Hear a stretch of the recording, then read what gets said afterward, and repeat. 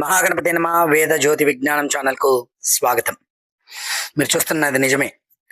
తలంటు స్నానం ఎప్పుడు పడితే అప్పుడు చేస్తే దరిద్రమా? అవును, మన శాస్త్రం చెప్తోంది అది దరిద్రమే. మరి ఎప్పుడు చేయాలి అన్న సందేహం మీకు కలగచ్చు. దీనికి కొన్ని ప్రమాణాలు మన శాస్త్రంలో చెప్పబడి ఉన్నాయి. అందులో తలంట్లకు చక్రశుద్ధి అని చెప్పి జ్యోతిష శాస్త్రంలో చెప్పబడింది. అనగా కుజుడు తానున్న నక్షత్రం నుంచి మీరు ఎప్పుడైతే స్నానం చేయాలనుకుంటున్నారో చంద్రుడు ఏ నక్షత్రంలో ఉన్నాడో చూసుకోవాలి. దాని యొక్క ఫలితాన్ని లెక్క వేసి ఆ ఫలితాల ఆధారంగా మనం ఆ రోజు తలంటు స్నానం చేయాల్సి వస్తుంది. మొదటి నుంచి 3 నక్షత్రాల లోపల ఉన్నప్పుడు పీడను కలిగిస్తుంది. అలాగే తదుపరి 3 నక్షత్రాలు సంతానప్రదముగా ఉంటుంది.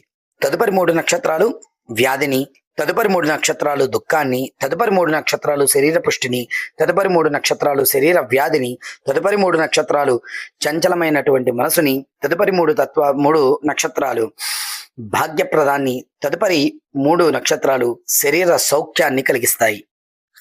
అయితే ఈ నక్షత్రాలతో పాటు వార ఫలాలు కూడా ప్రధానమే.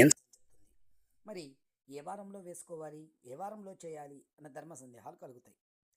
చాలా మంది మొండిగా ఆదివారం నాడు చేస్తామంటారు. అలా చేసిన ముఖం దుఃఖప్రదంగా మారిపోవడం జరుగుతుంది.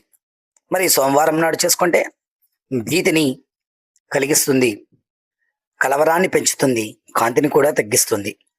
పోనీ మంగళవారం స్నానం చేద్దామంటే విరోధం, అపాయం, ఆయుక్షీణం, భర్తకు పీడను కూడా కలిగిస్తుంది. కానీ బుధవారం శాస్త్ర ప్రకారం శుభం, లాభం, కీర్తి, సంపద ఇవన్నీ కలుగుతాయి. జ్ఞానాన్ని వృద్ధి చేస్తుంది.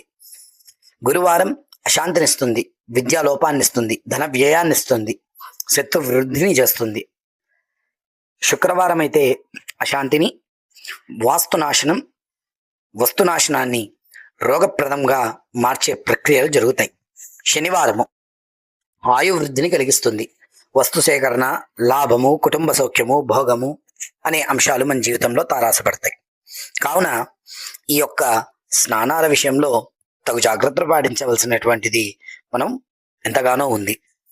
మరికొందరికి ధర్మ సందేహం, అసలు సంబంధం ఏంటి? తల స్నానం ఎందుకు చేస్తాం? తలంటు స్నానం ఇప్పుడు తెలుసుకోండి. మన అందరికీ మూలాధార చక్రంలో ఉండే నిక్షిప్తమైనటువంటి గ్రహమే కుజుడు. ఈ కుజుడు నుంచి సహస్రార చక్రంలో ఉన్నటువంటి చంద్రుడు తేజోవంతమైన శక్తిని ప్రసాదిస్తాడు. అందుకే బ్రహ్మరంధ్రం దగ్గర మనం తలంటు స్నానాన్ని రుద్ది, పూర్వీకులు మన వాళ్ళు ఆ బ్రహ్మరంధ్ర స్నానాన్ని శుద్ధి చేసి మనం స్నానం చేయమనేవాళ్ళు. ఇంత అర్థం ఉంది. కావున మన ఛానల్ తప్పకుండా సబ్స్క్రైబ్ చేయండి.